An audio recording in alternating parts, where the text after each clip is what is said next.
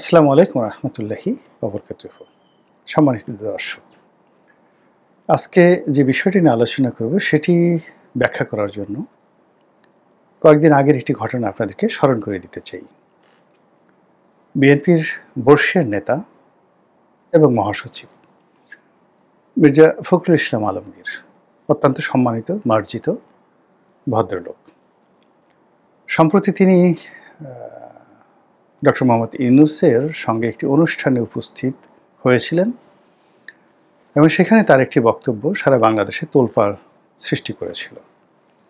তিনি ডক্টর মোহাম্মদ ইউনূসের মধ্যে শহীদ প্রেসিডেন্ট জিয়াউর রহমানের প্রতিচ্ছবি দেখতে পাচ্ছেন বলে মন্তব্য করেছিলেন।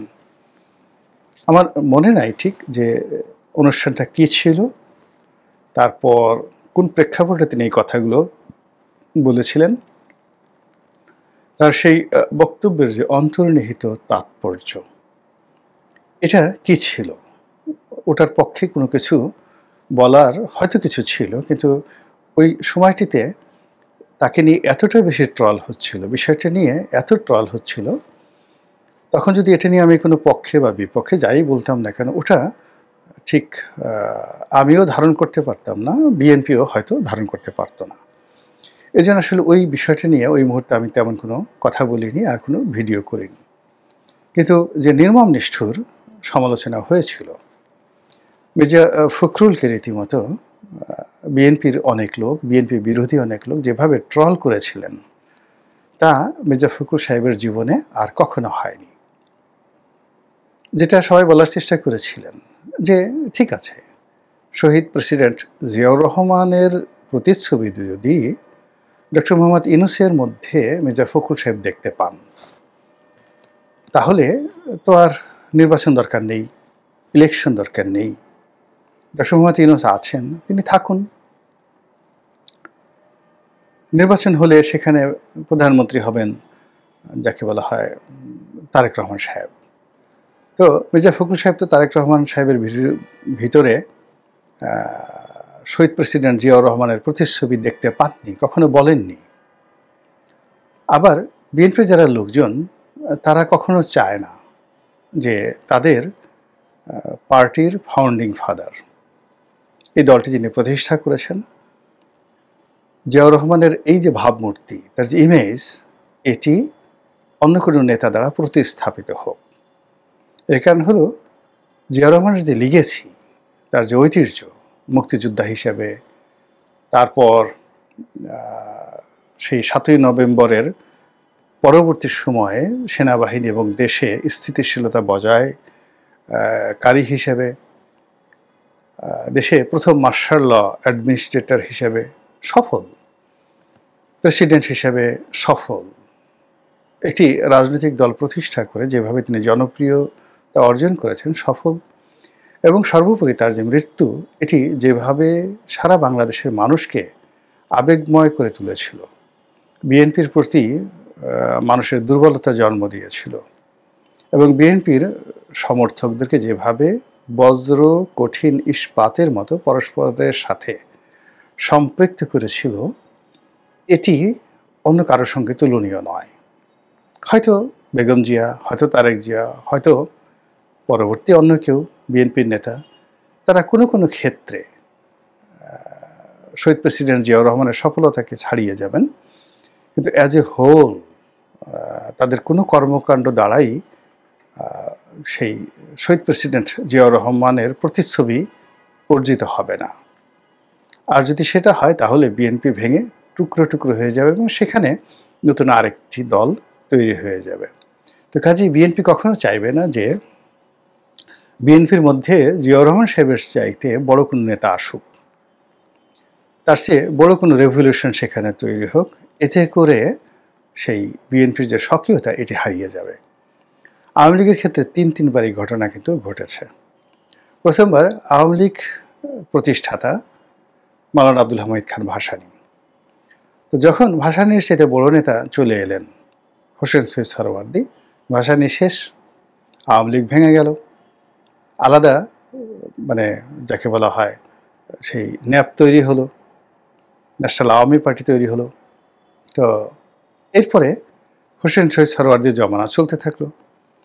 একটা সময় হোসেন শহীদ সরওয়ার্দীর চাইতে বড় নেতা চলে এলেন। হোসেন শহীদ সরওয়ার্দীকে আমরা ভুলে গেলাম এবং এখনো পর্যন্ত লিগেসিটা বঙ্গবন্ধু শেখ মুজিবুর রহমানকে নিয়েই আছে। এই হলো অবস্থা। এর মধ্যে আওয়ামী লীগ কতবার ভেঙেছে, বহুবার ভেঙেছে। স্বাধীনতার পরে, স্বাধীনতার আগে টুকরো টুকরো হয়ে গেছে। আবার সেই জোড়া লাগানো আওয়ামী লীগকে একত্র করেছেন বঙ্গবন্ধুর কন্যা শেখ হাসিনা। কিন্তু সমস্যা হলো যে তাকেও যখন বলা হলো যে সে বঙ্গবন্ধুকে অতিক্রম করে ফেলেছে, শেখ হাসিনা যে কাজগুলো করেছেন, তার যারা তেল পার্টি, তো এই তেল পার্টি বা মালিশ পার্টি, এই তেল পার্টি তাকে বলা হতো যে আপনি নোবেল পুরস্কার পাবেন, পাওয়া উচিত, তো যারা নোবেল দিচ্ছে না তারা শেষ হয়ে যাবে। আপনি যেভাবে আওয়ামী লীগকে যে পর্যায়ে নিয়ে আসছেন, বঙ্গবন্ধু থাকলে এটা পারতেন না। ফলে কি হলো, এই কথাবার্তার ফলে শেখ হাসিনার কি হয়েছে আর আওয়ামী লীগের কি হয়েছে এখন একটু দেখার চেষ্টা করেন। তো সেই দিক থেকে বিএনপির যারা নেতৃস্থানীয় লোকজন রয়েছেন তারা কখনো চাইবেন না যে দলের ভেতরে এমন কেউ আসুক যারা সেই শহীদ প্রেসিডেন্ট জিয়াউর রহমানের চাইতে যোগ্যতম হয়ে যান। এই জন্য পার্টির মধ্যে কখনোই কাউকে জিয়াউর রহমানের প্রতিচ্ছবি হিসাবে কেউ বর্ণনা করেনি। তো সেক্ষেত্রে হঠাৎ করে জিয়াউর রহমানের প্রতিচ্ছবি যখন ডক্টর মোহাম্মদ ইউনূসের মধ্যে দেখা গেল, বোঝার চেষ্টা করুন যারা মাথায় ঘিলু আছে যাদের বিএনপির, তারা কিভাবে এটাকে রিয়্যাক্ট করেছে, সিরিয়াসলি রিয়্যাক্ট করেছে। আর যারা বিএনপির বিরুদ্ধের যারা লোকজন রয়েছে তাদের বক্তব্য হলো যে তাহলে আর দরকারটা কি, নির্বাচন করে পয়সা খরচ করার দরকার কি, ডক্টর মোহাম্মদ ইউনূস যেভাবে আছে সেভাবে থাকুক, এনসিপির সঙ্গে বিএনপি এক হয়ে যাক, দুটো দল একসাথে কাজকর্ম করুক এবং তাকে দ্বিতীয় জিয়াউর রহমান উপাধি দিয়ে বিএনপির যারা লোকজন রয়েছে তারা ঠিক ইনকিলাব জিন্দাবাদ বলে সেই নতুন ধারা রাজনীতি তারা শুরু করুক। ফলে কি হলো, এই যে জিয়াউর রহমানের মধ্যে যে প্রতিচ্ছবি, ডক্টর মোহাম্মদ ইউনূসের মধ্যে জিয়াউর রহমানের যে প্রতিচ্ছবি, এটা নিয়ে ওই সময়টাতে এইরকম কথাবার্তা আলোচনা হতো। তো এখন যখন আমরা এই কথা বলছি এবং এই কথা বলার প্রয়োজন হলো যে ওই প্রেক্ষাপটটা এখন রিভার্স হয়ে গেছে। মির্জা ফখরুল সাহেব যখন এই কথাগুলো বলেছেন জুলাই সনদ স্বাক্ষরের আগে, ঠিক সেই সময়টিতে মনে করা হতো যে ডক্টর মোহাম্মদ ইউনূসের সঙ্গে বিএনপির একটা হরিহর আত্মার সম্পর্ক। বেগম জিয়া তাকে অত্যন্ত সম্মান করেন, তিনিও বেগম জিয়াকে সম্মান করেন। তারেক জিয়া মুরব্বী হিসেবে তাকে সম্মান করেন, মর্যাদা দেন এবং বিএনপির হাইকমান্ড তারা হয়তো এরকম একটা সিদ্ধান্ত নিয়েছিল যে কোনো অবস্থাতেই তারা যাকে বলা হয় ডক্টর মোহাম্মদ ইউনূসের বিরুদ্ধে যাবে না। এই জন্য তাকে তেল মারতে হবে, তাকে ফ্লার্টিং করতে হবে, তাকে রাজি খুশি করতে হবে, তাকে ইন্সপায়ার্ড রাখতে হবে। দ্বিতীয়ত, ডক্টর মোহাম্মদ ইউনূসের সঙ্গে বিএনপির যে সম্পর্ক, এটাকে এতটা কাপে কাপ মেলাতে হবে যেন বাইরের কোনো লোক, দ্বিতীয় পক্ষ বা তৃতীয় পক্ষ, ওখানে টুস করে ঢুকে বিএনপিকে তাড়িয়ে ডক্টর মোহাম্মদ ইউনূসের কাছাকাছি যেতে না পারে। যেভাবে জামাত প্রথম দিকে ডক্টর মোহাম্মদ ইউনূসকে খুব তেল মারতেন, জামাতের নেতারা প্রায় সবাই ওয়াজ মাহফিলে বলতেন যে উনি হলেন আল্লাহর পক্ষ থেকে দেয়া একটা নেয়ামত, তার বিরোধিতা করা হারাম, ইমানই থাকবে না। বিশেষ একটা পরিস্থিতিতে আল্লাহ তাকে বাংলাদেশে পাঠিয়েছেন, কাজেই তাকে কি বলবো, এটা বলাটাও শিরক হয়ে যাবে। এমন সব অদ্ভুত অদ্ভুত ওয়াজ করতেন যে আল্লাহর পক্ষ থেকে যে নিয়ামত আসছে তার অবাধ্যতা করাটা হারাম, নিষিদ্ধ, ইমান থাকবে না, এরকম নানা রকম যাকে বলা হয় ন্যারেটিভ ওয়াজের ময়দানে অনেক তথাকথিত বক্তা এভাবে বলেছেন। সেগুলো আপনারা দেখতে পাচ্ছেন, এখন পর্যন্ত সেগুলো ভাইরাল আকারে। এরপর এনসিপির যারা লোকজন, তাদেরকে ডক্টর মোহাম্মদ ইউনূস তো বলেছেন যে ওরাই আমাকে নিয়োগ দিয়েছে, আর তারাও বলেছে আমরাই তাকে নিয়োগ দিয়েছি। তো এদের মধ্যে একটা দাদা নাতির সম্পর্ক, পিতা পুত্র সম্পর্ক, যেরকম নানা নাতির সম্পর্ক, হোয়াট এভার মেবি, একটা মধুর সম্পর্ক ছিল। আমাদের আবহমান বাংলা যে সম্পর্কগুলো হয়, খালি যেহেতু বয়স বেশি না, শালা দুলাভাইয়ের যে সম্পর্ক এটা মানে বলতে পারবো না। মানে আমাদের মধ্যে কতগুলো সম্পর্ক আছে যেখানে একটু খোঁচাখুচি করা যায়, কোলাকুলি করা যায়, কুতকুত খেলা যায়, গুঁতো দেওয়া যায়, এরকম। তো এই সম্পর্কগুলো সাধারণত নানা নাতির সাথে ভালো হয়, দাদার সাথে নাতির সম্পর্ক ভালো হয়, এবং ইদানিং এখন বাপ আর ছেলেদের মধ্যে এরকম সম্পর্ক চলে আসছে। আমাদের সময় আমরা যেমন বাবাকে চাচাকে খুব ভয় পেতাম, কিন্তু ইদানিং দেখা যাচ্ছে যে বাপ আর ছেলে অনেকটা বিয়ের মতো, শালা বিয়ের মতো, শালা সম্বন্ধীর মতো এরকমভাবে একসাথে দুষ্টামি করে। তো যা হোক, এনসিপির যারা নেতৃবৃন্দ রয়েছেন প্রথম দিকে তাদের সাথে ডক্টর মোহাম্মদ ইউনূসের এরকম একটা সম্পর্ক ছিল। তারা একে অপরকে ফ্লার্ট করতেন, একে অপরের সঙ্গে খুনসুটি যেতেন, কাছাকাছি ডাকতেন, কাছাকাছি খাবার দাবার করতেন, একসাথে ভ্রমণ করতেন, নানা রকম। তারা এখান থেকে রংপুর আবু সাইদের বাড়িতে গেছেন, আমেরিকাতে গেছেন, লন্ডনে গেছেন, কত জায়গাতে গেছেন। কিন্তু সেই সম্পর্কটা এখন আর নেই। তাদের সেই জামাত এবং এনসিপি তাদেরকে সেখান থেকে রীতিমতো তাড়িয়ে সেখানে জায়গাটা করে নিয়েছিলেন বিএনপির যারা লোকজন আছে তারা। এবং কোন অবস্থায়, মহব্বতের কোন অবস্থায় পৌঁছলে বিএনপি, দেখা গেল যে বিএনপির ৩ জন নেতাকে নিয়ে ডক্টর মোহাম্মদ ইউনূস সরকারি খরচে তিনি সেই জাতিসংঘের অধিবেশনে তিনি ভ্রমণ করে এসেছেন। তো কাজেই বিএনপি সবসময় চেয়েছে যে তাদের মধ্যে যে এখন মধুরতম সম্পর্ক যাচ্ছে, এর মধ্যে যেন কোনো ভিলেন মুহাহাহা করে ঢুকে না পড়ে, কোনো ভিলেন এসে যেন এই তাদের মধুরতম সম্পর্ককে বিষাক্ত করতে না পারে। এই জন্য কী করতে হবে? ডক্টর মোহাম্মদ ইউনূসের প্রশংসা করতে হবে। আর প্রশংসা করার জন্য এখন মির্জা ফখরুল সাহেব, তিনিও বয়স্ক মানুষ, একটা কথা বলে ফেলেছেন, এবং সেটা নিয়ে আমি তো বললাম যে যা যা ট্রল হবার তা হয়েছে, কিন্তু বিএনপির শেষ রক্ষা হয়নি। যে জুলাই সনদ স্বাক্ষর হয়েছে, সেই স্বাক্ষরের পরে দেখা গেল যে ডক্টর মোহাম্মদ ইউনূস মূলত যে বিএনপির সাথে সম্পর্ক করার চেষ্টা করেছেন, এটার মধ্যে সততা ছিল না, সঠতা ছিল। আর এ কারণে বিএনপি বিক্ষুব্ধ হয়ে বলছে যে আমাদের সঙ্গে প্রতারণা করা হয়েছে, জাতির সঙ্গে প্রতারণা করা হয়েছে। মানে অনেকটা ঠিক এরকম যে আমাদের বাংলা সিনেমাতে অনেক গান হয় না, অদ্ভুত গান। আপনি কাউকে খুব ভালোবাসেন, অসাধারণভাবে ভালোবাসেন, কিন্তু সে আপনার সঙ্গে বিশ্বাসভঙ্গ করে বসলো। বিশ্বাসভঙ্গ করার পরেও আপনি তার পিছিয়ে পিছিয়ে ঘুরবেন, তাকে বাদ দিয়ে আপনি কোনো কিছু করতে পারবেন না। একটা বিখ্যাত গান আছে না, বেদের মেয়ে জ্যোৎস্না আমায় ফাঁকি দিয়েছে, আসি আসি বলে জ্যোৎস্না, কি যেন আছে না, গান আছে না, বেদের মেয়ে জ্যোৎস্নার একটা গান, নাচে নাচে গান গায়। মানে বেদের মেয়ে জ্যোৎস্না ফাঁকি দিচ্ছে নায়ককে, ইলিয়াস কাঞ্চনকে, কিন্তু তারপরে ইলিয়াস কাঞ্চন মনের আনন্দে নাচছে, গান গাইছে, এবং তারপরে সে বেদের মেয়ে জ্যোৎস্না, বেদের মেয়ে জ্যোৎস্না এই কথাগুলো বলছে। এটা একটা উপলক্ষ। এই গানের সঙ্গে, এই পাত্রপাত্রী চরিত্রের সঙ্গে বর্তমান রাজনীতির কোনো তুলনা নেই, কিন্তু জাস্ট উদাহরণ দিলাম যে জুলাই সনদের মাধ্যমে বিএনপি যে হুমকির মধ্যে পড়েছে, যে রাজনীতির সঠতার মধ্যে পড়েছে, প্রতারণার মধ্যে পড়েছে, এর ফলে বিএনপি বুঝে গেছে যে তাদের সঙ্গে ডক্টর মোহাম্মদ ইউনূসের যে সম্পর্ক, প্রেম ভালোবাসা, এটা অরিজিনাল ছিল না। তার অরিজিনাল প্রেম ভালোবাসা ছিল জামাত এবং এনসিপির সঙ্গে ছিল।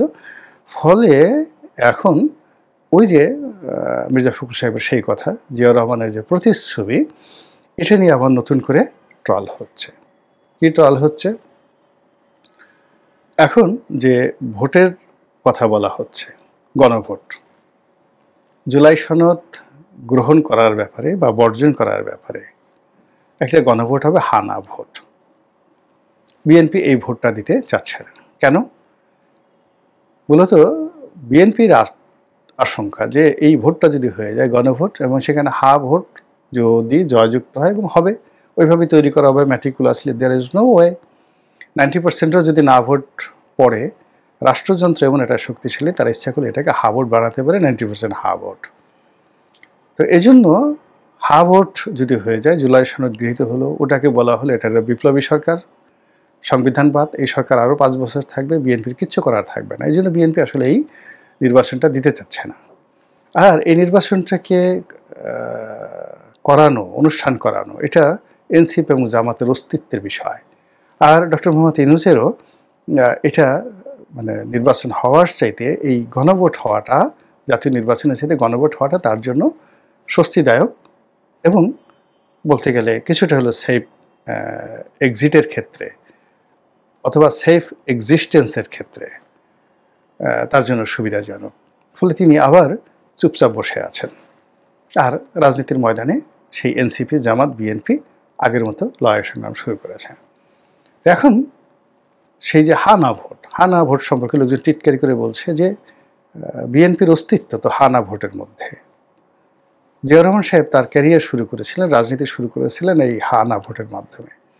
তো যেটা দিয়ে পুরো মানে বিএনপির ইতিহাস রচিত হয়েছে, জিয়াউর রহমানের অস্তিত্ব যার মধ্যে রয়েছে, সেই হা না ভোট তো বিএনপি না করতে পারে না, কোনো অবস্থায় করতে পারে না। আর যদি বিএনপি এখানে না করে, না ভোট দেয় ভোট হলে, আর সেই হানা ভোট মানে যাতে না হতে পারে এজন্য তারা নেতিবাচক আচরণ করে, তাহলে তাদের পরিণতি কি হবে?